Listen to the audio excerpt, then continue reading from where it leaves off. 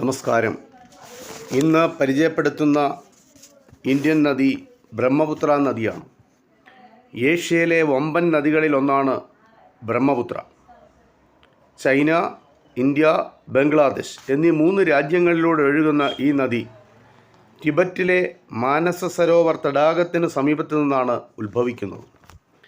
ഹിമാലയത്തിൻ്റെ ചരിവുകളിലൂടെ ഒഴുകി അരുണാചൽ പ്രദേശും ആസാമും കടന്ന് പടിഞ്ഞാറോട്ടൊഴുകുന്ന ബ്രഹ്മപുത്ര ബംഗ്ലാദേശിൽ എത്തിച്ചേരുന്നു. അവിടെ വെച്ച് പദ്മ അതായത് ഗംഗാ നദിയുമായി കൂടിച്ചേരുന്നു. ബ്രഹ്മപുത്ര ഒടുവിൽ മേഘന എന്ന നദിയുമായി ചേർന്ന് ആ പേരിലൊഴുകി ബംഗാൾ ഉൾക്കടലിൽ പതിക്കുകയാണ് ചെയ്യുന്നത്. ഏകദേശം 2900 കിലോമീറ്റർ നീളമുള്ള ബ്രഹ്മപുത്രയുടെ 916 കിലോമീറ്റർ മാത്രമാണ് ഇന്ത്യയിലൂടെ ഒഴുകുന്നത്. വലുതും ചെറുതുമായ ഒട്ടേറെ പോഷകനദികൾ ബ്രഹ്മപുത്രയ്ക്കുണ്ട്. ലോഹിത്, ദിബാങ്, ധാൻസിരി, സുബൻസിരി, കാമെങ്, മാനസ്, തിസ്ത എന്നിവയാണ് ബ്രഹ്മപുത്രയുടെ പ്രധാനപ്പെട്ട പോഷകനദികൾ. ബ്രഹ്മപുത്രയുടെ പ്രധാന പോഷകനദിയായ ലോഹിത് കിഴക്കൻ ടിബറ്റിൽ നിന്ന് ഉത്ഭവിച്ച് അരുണാചൽ പ്രദേശിലൂടെ ഒഴുകി ആസാമിൽ വെച്ച് ബ്രഹ്മപുത്രയുമായി ചേരുന്നു. ഇന്ത്യയിലെ ഏറ്റവും നീളമുള്ള പാലമായ ഭൂപൻ ഹസാരിക സേതു, അതായത് 9.15 കിലോമീറ്റർ, ലോഹിത് നദിക്ക് കുറുകെയാണ് നിർമ്മിച്ചിരിക്കുന്നത്.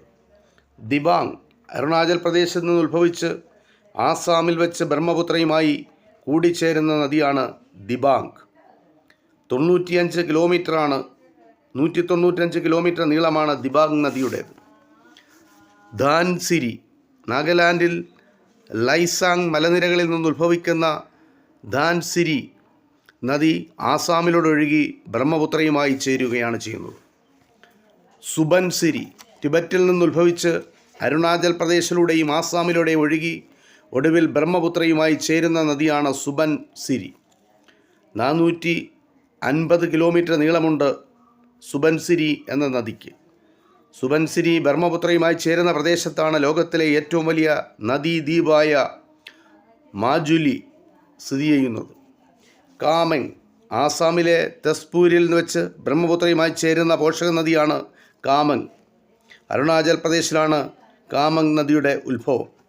മാനസ് ബ്രഹ്മപുത്ര നദിയുടെ മറ്റൊരു വലിയ പോഷക നദിയാണ്. ഏറ്റവും വലിയ പോഷക നദിയാണ് മാനസ്. ടിബറ്റിൽ ഉത്ഭവിക്കുന്ന ഈ നദി അവിടെ നിന്ന് തെക്കോട്ടൊഴുകി ഭൂട്ടാൻ കടന്ന് അരുണാചൽ പ്രദേശിലൂടെ ഇന്ത്യയിൽ പ്രവേശിക്കുന്നു. 370